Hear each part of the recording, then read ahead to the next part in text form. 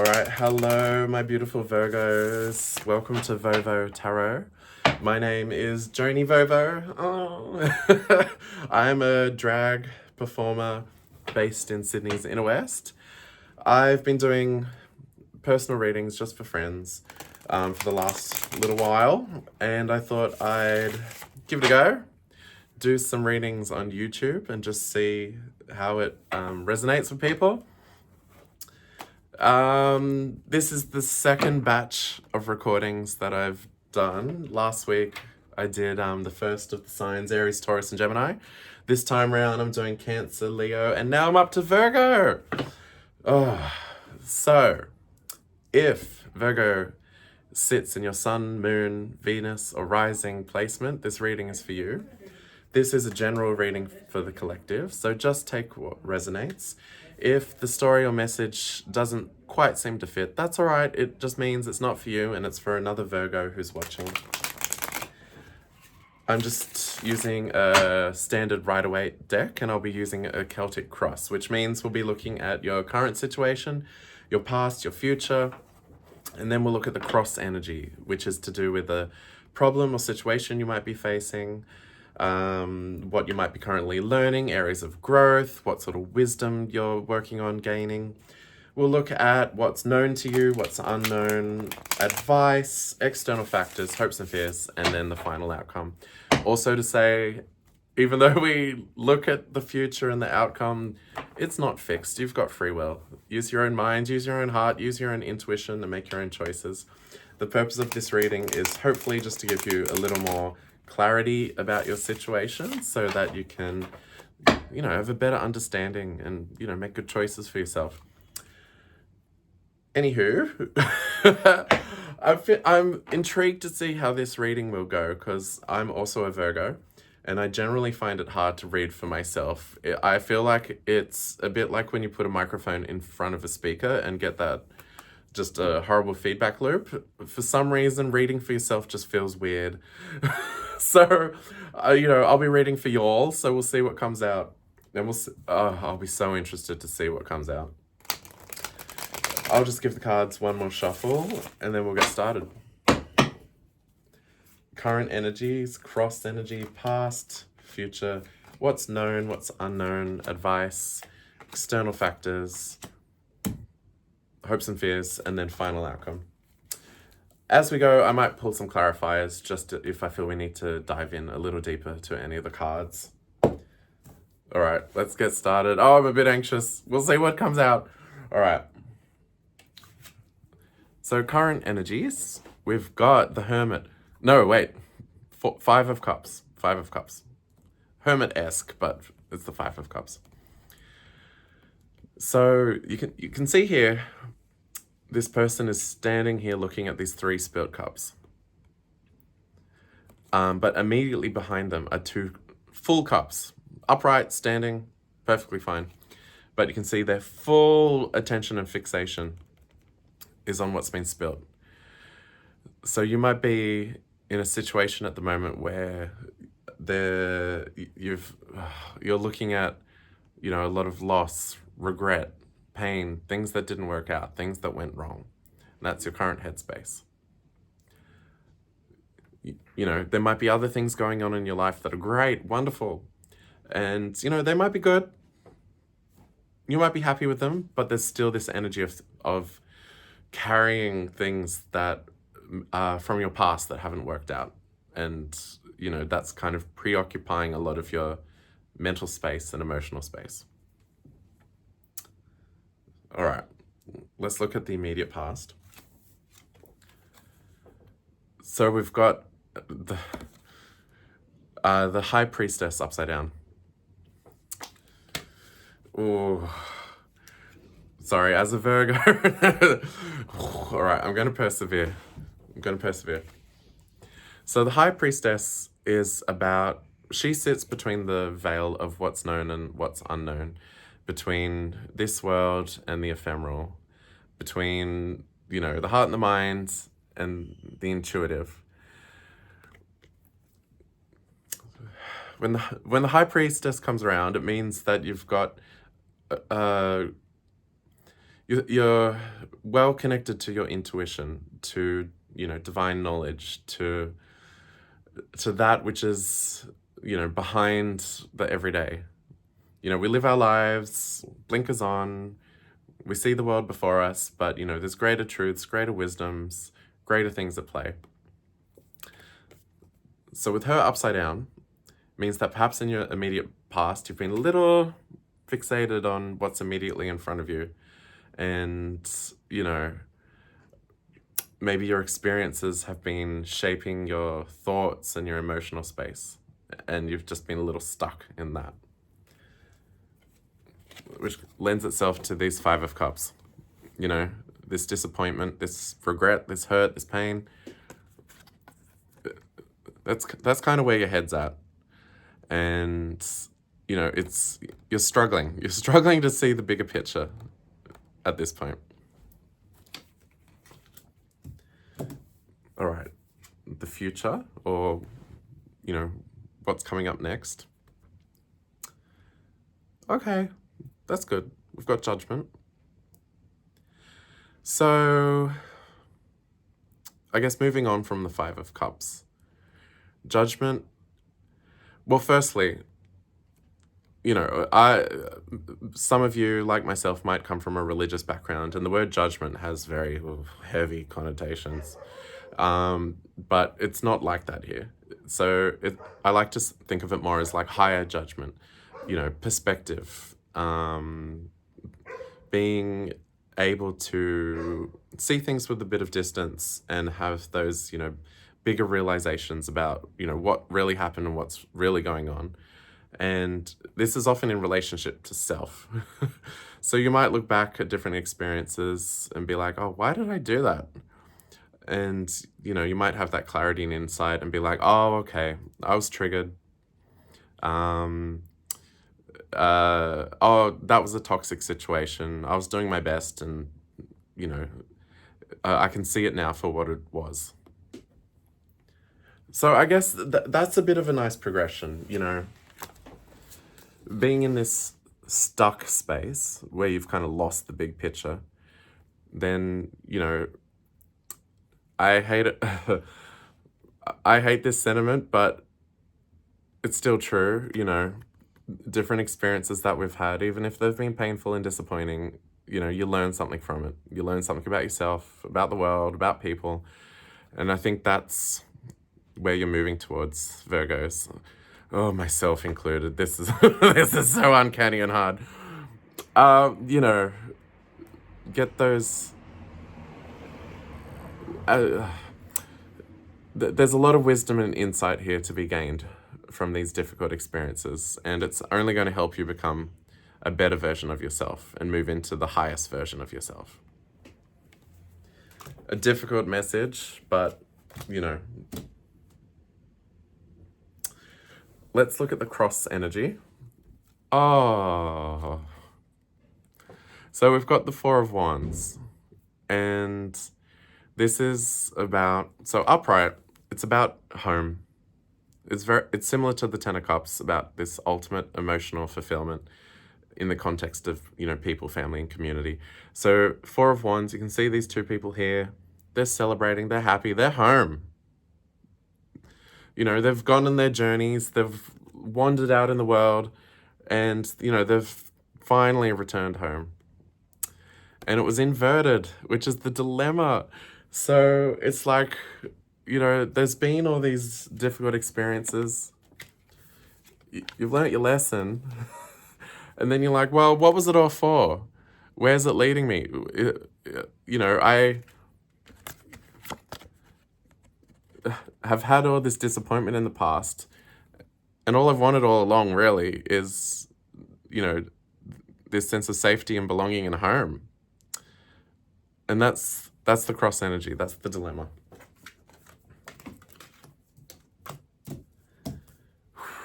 I don't know how this is ringing for you, but... Oh my God. Okay, let's keep going. So we'll look at now what's known, what's sitting in the conscious mind, and we've got the King of Swords. Okay. So cups is very much to do with the emotions. So this disappointment is, you know, definitely hitting you hard in the heart.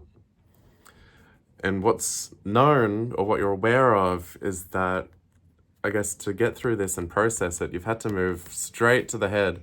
And there's no one headier than the King of Swords. You know, that's pure logic, pure reason.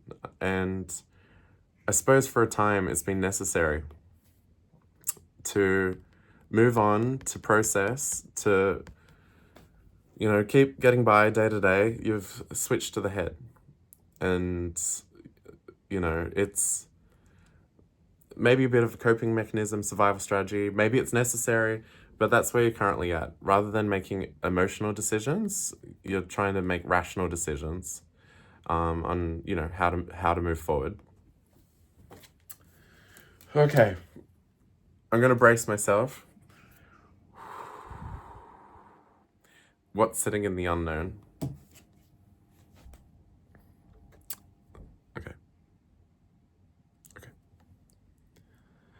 Oh, the Six of Cups. So the Six of Cups, again, it's similar to the Four of Wands. Six of Cups is about, it's a few things. It's about nostalgia. It's about being a child again. It's about things being simple, about you can just play. You don't have to stress and worry. You know, look at these kids, just living it up, picking flowers, not a care in the world. So I think, you know, this questioning of, well, where is home? Where is safe? Where do I belong? And, you know, maybe you've shut that down. You're like, well, didn't find it in the past. Don't know where I'm going to find it in the future. I'm just going to go to my head. Just going to be rational. And that's how I'm going to navigate. You know, whereas on the flip side of this, the thing that you're maybe not looking at is that you want to return to this, return to innocence, return to play, return to fun, return to being a kid, and not having to, you know, wield that sword all the time, fight all those battles. Just live, just be happy. All right. Okay. Okay. Let's look at advice. Okay, Ace of Wands, upside down. So aces are often about something new coming in. So the wands are about manifesting, about opportunities, about creating. And it's upside down. So I feel like you're waiting for something new to come in. Waiting for the way forward. Waiting for, I guess in a lot of senses, like waiting for that next cup. I mean, there's the two there, but to be honest, who wants 2 cups?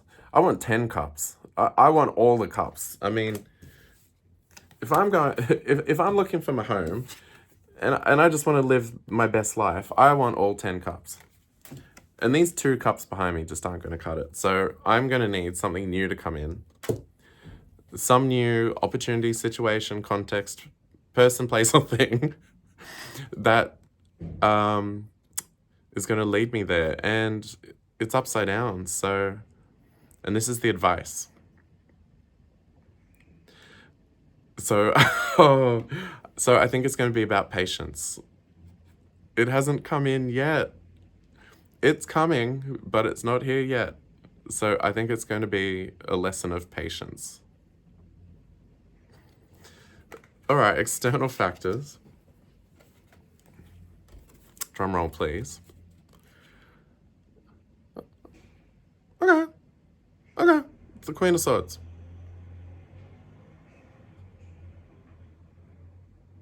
I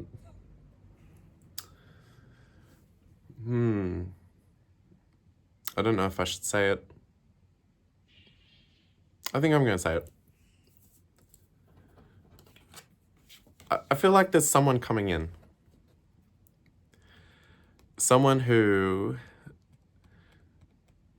Now, the Queen of Swords, while the King of Swords might be very in tune with their thoughts and very in control of, you know, what they say, what they think, what they do, the Queen of Swords is kind of the best of both worlds. She is in tune with her inner world and emotions, but is still clear-headed. So I feel like external factors, maybe there's someone coming in who is going to offer you a new perspective, a new opportunity, some advice to kind of balance out. You know, if you're sitting here fully in your head, whoever this is, they're going to come in and, I guess, help you open your heart again so that you don't just have to have it shut down and you be living in, you know, just being rational. I don't know who this person is. Maybe it'll be a work colleague. Maybe it'll be a friend, family member. It could be romantic. Often when kings and queens come up together in a reading, it often indicates a dynamic duo of some kind. So it could be romantic. So we'll see. That's the external factor. All right. Let's have a look now at hopes and fears. All right, so it's the Six of Swords, and the Six of Swords is about leaving something behind to move to something new. Oh. Whew. And it's upside down, which means there's probably some resistance there. And you know what it probably is? It's probably this fixation here on what's happened in the past. It's time to drop it and to, like, move to what's ahead of you. I mean, and you can see here, like, you know, there's, I don't know, some islands in the distance, but, you know, I dare say they might not know where they're going. They just know they had to leave. You know, they just jumped in the boat, grabbed what little they had, and they were off. So, you know, I think there's going to be a sense of going into the unknown, but it's time to put some things down and to venture out to something new. All right, final outcome. This better be good, or I'm going to flip the table.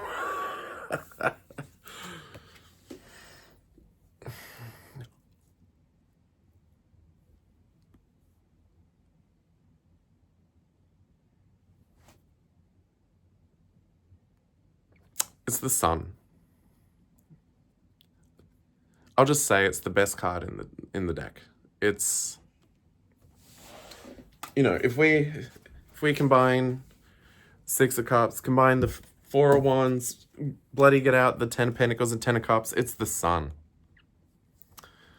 So that's the outcome.